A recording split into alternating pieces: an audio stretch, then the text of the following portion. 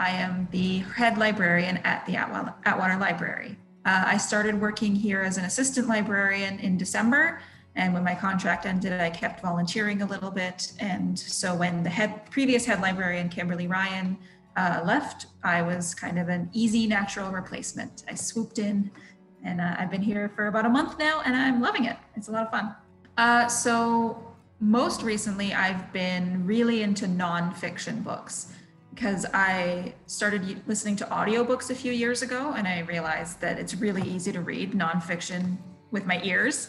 So I have all sorts of different genres, whatever's available at the library, different things that, whatever's like ready to borrow that day, I'll listen to it and be like, oh, I didn't know that much about the Dion quintuplets, but here we are. And when I was a teenager, I read a lot of like YA dystopian fiction, action-packed things that really like grab your attention. So I still have a soft spot in my heart for kind of adventure stories. Well, I really like Scott Westerfeld. So he did the Uglies series, all of that. And I'm still reading like the newest books in it. And as an adult, it's not like, it's definitely for teenagers, but I feel 15 again when I'm reading it, like, oh, the love triangle and everything. So I chose actually a kid's book.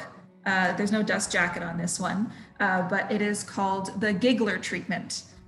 I got it when I was 12 years old, and it's about these little blue creatures called the gigglers that they watch children, and when adults treat them unfairly, they go get dog poop and put it in front of the adult, so they step in it as a punishment for treating the kid unfairly. It's really popular with kids. It's got, parents getting punished. It's got a dinosaur in a leather jacket. It's a great kids book. And it's by Roddy Doyle, the Irish author. I got it, do you remember those Scholastic book orders? You used to get the sheets as a kid, and I must have been some sort of mystery order because I didn't know what I was getting. And one Friday afternoon, I, got a couple books, and I went over to my friend's house and I picked this up, and we said, what the heck is this? And I just opened it up and I started reading it out loud to my friend. And we were just like laughing so hard. She started reading a chapter to me, and we read the entire book just sitting on her bed that afternoon. And then somehow we ended up convincing her little brother's first grade teacher to let us go into his classroom on Friday afternoons for a month or so. And we read the book to them. And they loved it. They're just sitting there like laughing, oh, dog poop and all this stuff. I don't know how we ended up able to do that. I just remember being in the first grade classroom one afternoon, like, this is a surprise. Here we are. It's a really like solid connection with her and her family. And now actually, my sisters both have 2 kids, and I bought a new copy so I could read it to them. It's a really good like read out loud kind of book.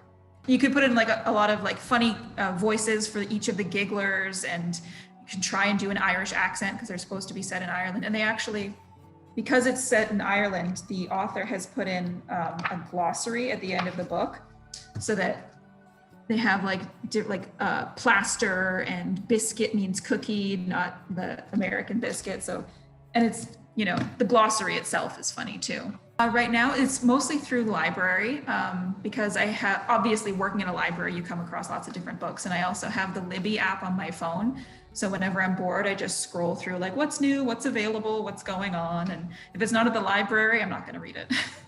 And I read books like on my lunch break and everything. It's because your pile to read grows and grows every day. So you have to keep going through it. Otherwise, you'll never manage it. My favorite book in the library I read recently, it's called The Devil's Picnic by a Quebec author named Taras Gresco. I was just working at the circulation desk and someone returned it. So I was checking in books and the cover looked cool. And I was like, well, what's this about? And I read the flap and I was like, okay, that actually sounds really, really good too. So I borrowed it immediately. And then I gave it to my mom, and now she's reading it. He's actually written a lot of books. He's part of our QWF collection. The Quebec Writers Federation has an office in the building, and we keep a lot of their books in our collection. So we have all of his books. Luckily, turns out I love this author, so now I'm going to go read all his other books. I looked at his author information on the back, and it said that he's written a couple other books. And then I looked in our collection, and of course we have all of them because he's, it's a QWF collection. So I just, went and kind of on an internet search hole And this book is about, it's called The Devil's Picnic: Around the World in Pursuit of Forbidden Fruit. So he travels to different countries and eats and drinks things that are illegal in those countries. So he went to Norway to get illegal moonshine. He went to Bolivia and had coca leaves. He went to Singapore and had poppy seed crackers. And part of it is like food and travel writing. And he also goes into the history of like prohibition of different things. And he gives his own personal opinions on what should and shouldn't be legal. And it's actually quite a balanced overview of the topic, despite him clearly having a point of view. He presents both sides pretty well.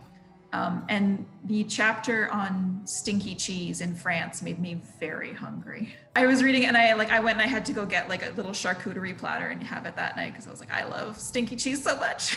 One of the things he talks about in this book is the import laws into North America. So it was written in 2006. So I think some of the laws are kind of changed, but it's like certain unpasteurized cheeses in France are like completely not allowed in the United States, and some are allowed in Canada. So even if you go to like really fancy cheese stores here, you can't get the exact stinky cheese that he had in France.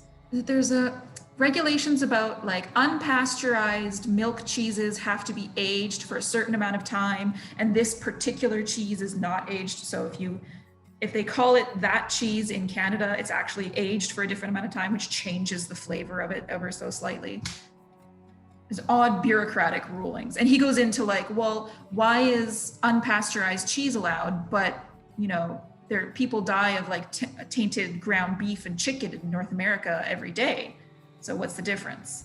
And then there's the whole like, international, like, French cheeses are banned, but the meat and poultry lobby in the United States obviously wants to keep their regulations open. So they like lobby the government to, keep allowing them to do whatever they want to their meat. He does travel writing. We just actually got a book of his, well, we got it a while ago, but I put it in the collection recently about, it's a story of Rome under Mussolini. So there's Rome and there's a few characters that you follow through it. And then there's one man, Lauro de Bosis, who was an anti-fascist and did a flyover Rome and dropped a bunch of anti-fascist leaflets for the citizens of Rome. So it was kind of a biography of him, as well as a sort of a travel look at the city of Rome. He mostly does travel writing, I guess, would be the theme through all of his books.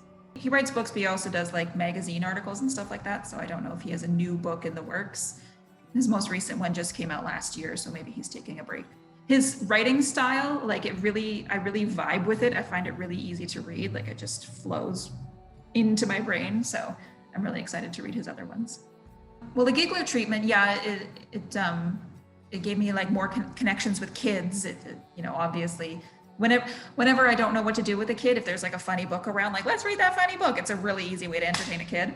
So the Giggler treatment I don't know if it shaped who I am or if it let me know who I am in terms of like, just be funny around a kid. That's really easy. The Devil's Picnic, I only read recently, so it hasn't, I don't know what the long-term effects are going to be, but it does, like when I'm eating, different sorts of like stinky cheeses or poppy seed crackers, I am now thinking more about, food regulations and stuff. He has another book that I want to read called Bottom Feeder, about he's traveling the world trying to find an ethical plate of seafood.